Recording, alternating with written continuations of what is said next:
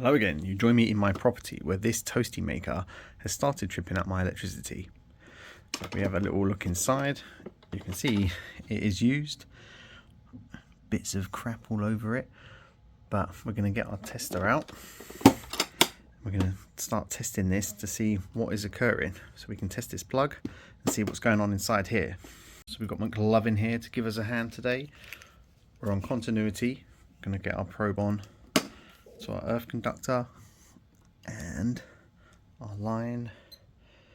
You can see we have some kind of connection to earth, and on the neutral, same again. So we've got something breaking down between the element and the earth of this appliance. So let's get it open and have a look. As you notice, this is not the original plug. So that's kind of a telltale sign that there might be an issue. However, this was just because something failed at Christmas and I had to sacrifice the plug on this to plug into something else, buy a new plug and put it back on this, because let's face it, a toasty maker is not an essential item.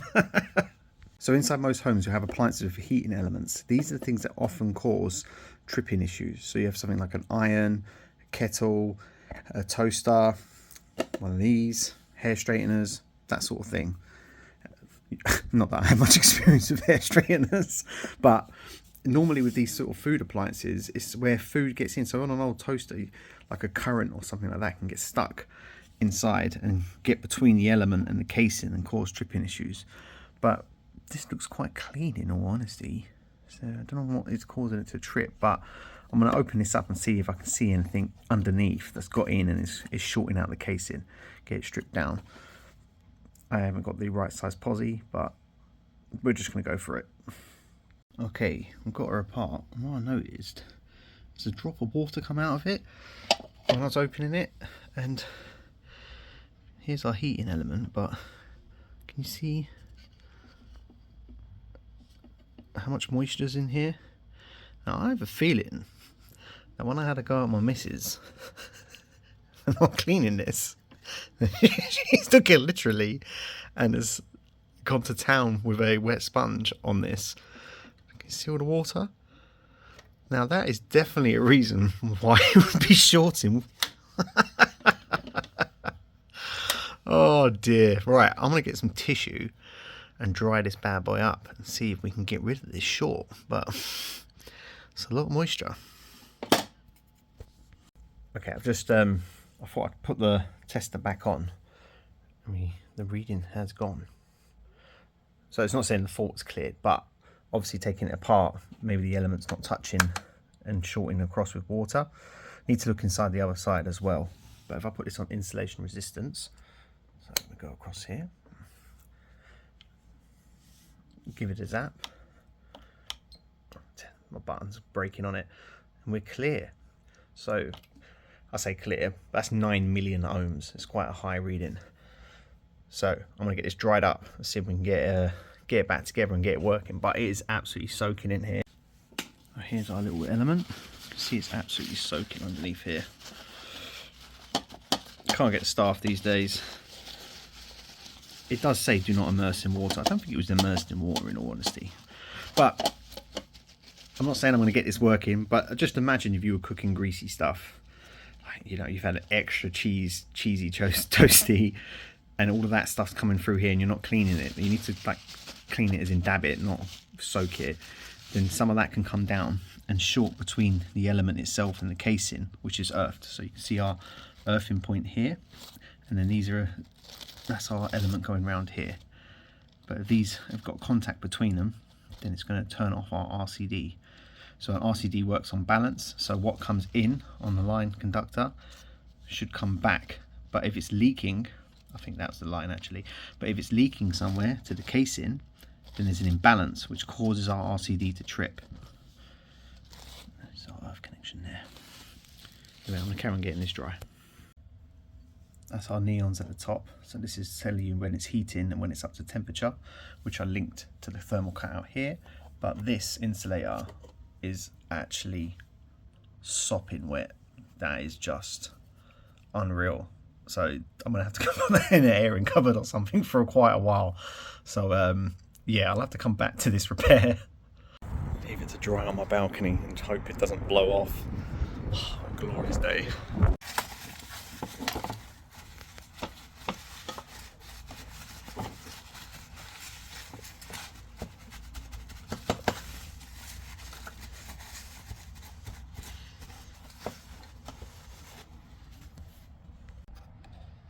Do not immerse in any liquid.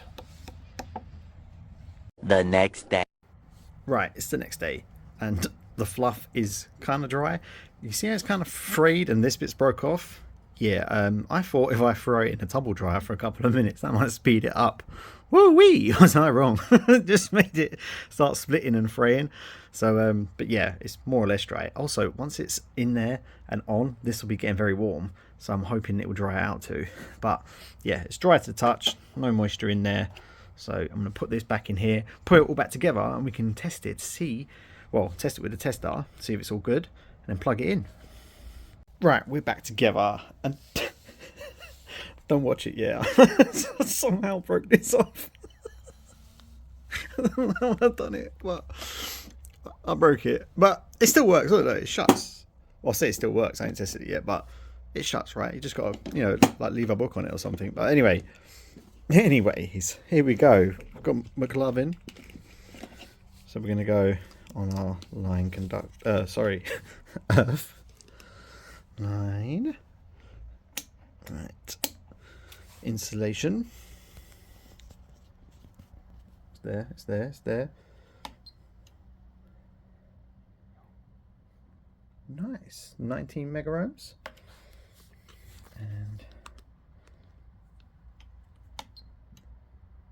so we are all clear. And then if we put it on continuity, we should be able to read the resistance of the element as well.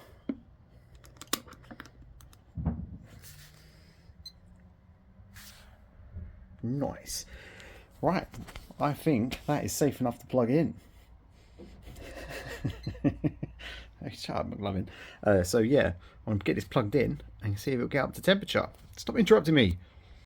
Right, hopefully the lighting level's okay, because it says my phone has got too low battery to use the flash. But here we go. One plug, one socket. Now, what I would say is you switch it off at the wall before you plug in and unplug anything. Them the rules. I want to be safe.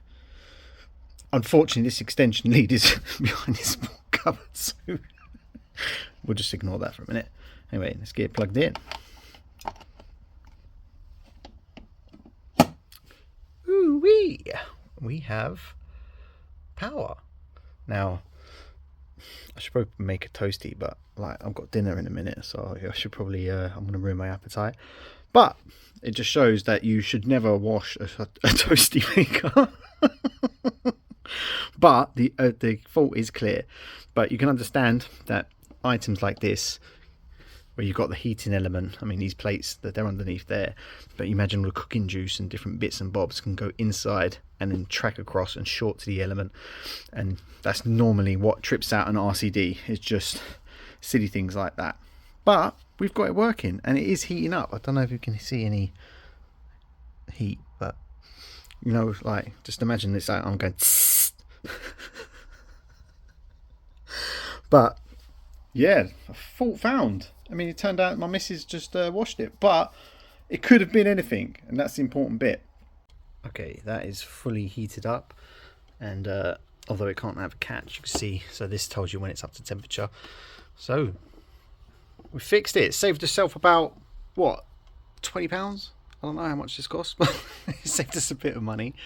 But yeah, don't take appliances at home apart unless you're trained and qualified to do so.